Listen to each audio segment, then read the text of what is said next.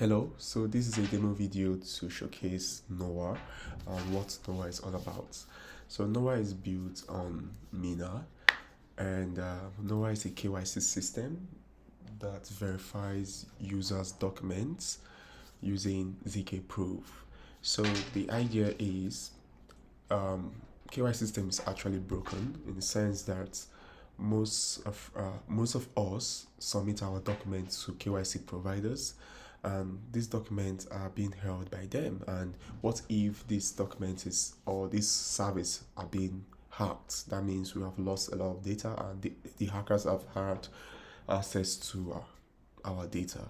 So I came up with this idea of what if we allow the users to handle the uploads, right, on their local machines and generate a proof that yes, they are valid or they reach a certain criteria or a certain constraint using ZK proof. And the idea is whenever a user has passed that proof, or the user has been verified, then the user address will be bound to he or her KYC. So that is the idea around it.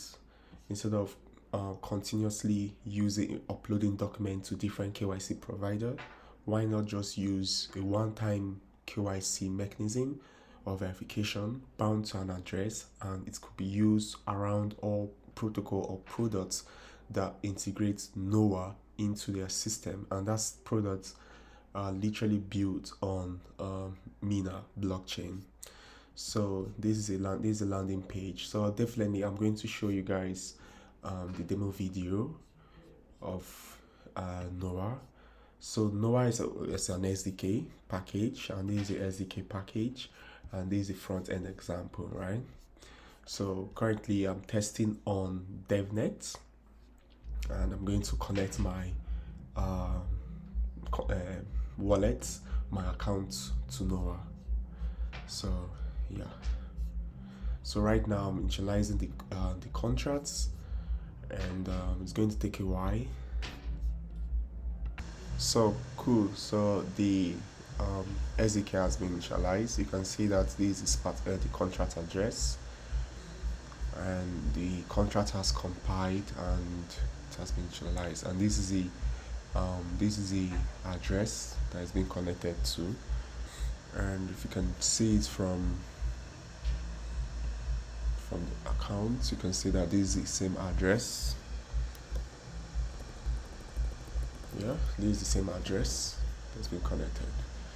So how Noah works is user uploads a passport. Currently we're just using passports for now as a means of documents. Then the user uploads passports, and the MRZ scan happens, and it gets all the details from the passports.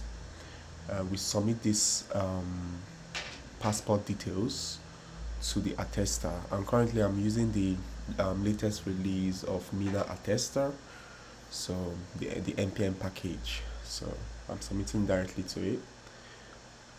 So it has been submitted, and I need to generate a proof. So I'm generating a proof right now. So it's going to take a while before the proof will be generated.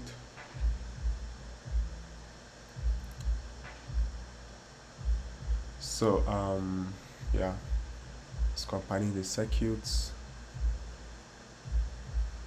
So good, you can see now it just initialized the wallet. So I'm going to sign the transaction, and the wallet signature will be sent. You can see the wallet signature response. So what we are waiting for is to submit it on chain. Yeah. So right now the proof have been generated already, and you can see the wallet response from the signed transaction. You can see ZK proof generated successfully.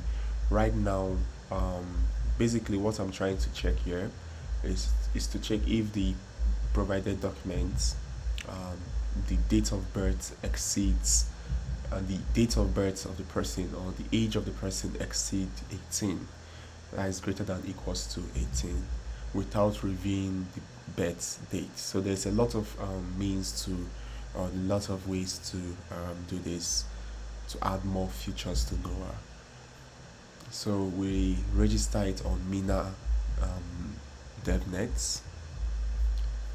So wait for the transaction to come up.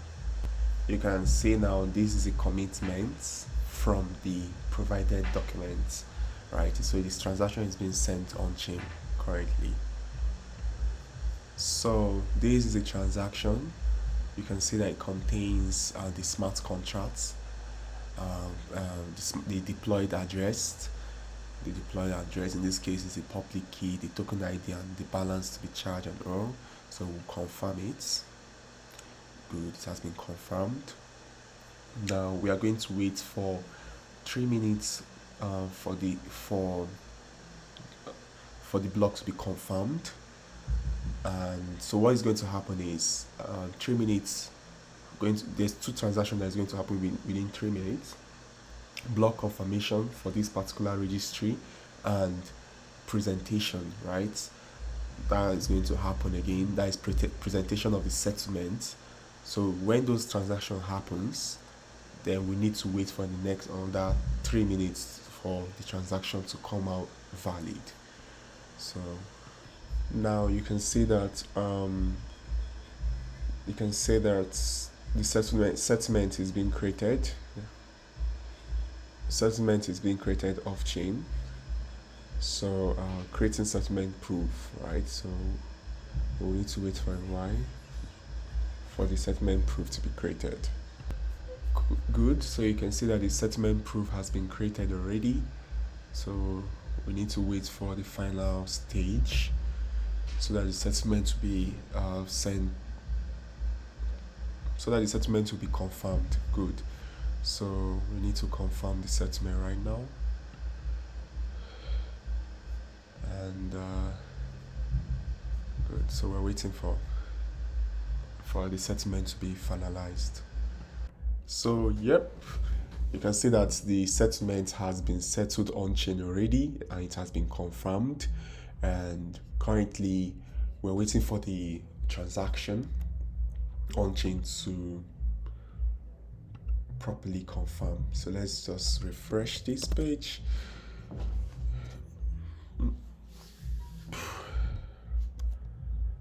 Okay, let me just connect to this. Yeah, so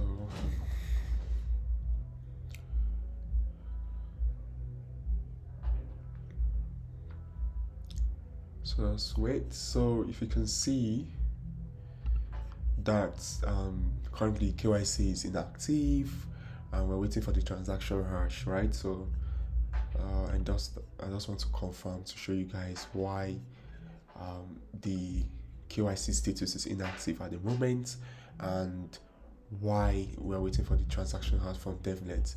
So I figured out that the DevNet is quite slow, but on tests on mainnet this will be very fast. So you can see the transaction already. It's all successful. Yeah, so let's just go into it. Yeah, you can see the transaction. You can see the fee payer. It's see exactly, that is DQXX. You can see DQXX. So if we want to like confirm this, we need to like reload this page because the KYC is reusable. So it has been registered on chain. So we just need to reload this and we just need to reconnect back, and you will see that the KYC will be valid. So you can see that the transaction is successful on chain, and you can see that the KYC returns true. So if you check on chain, you can see that the transaction is successful. And yeah, thank you so much.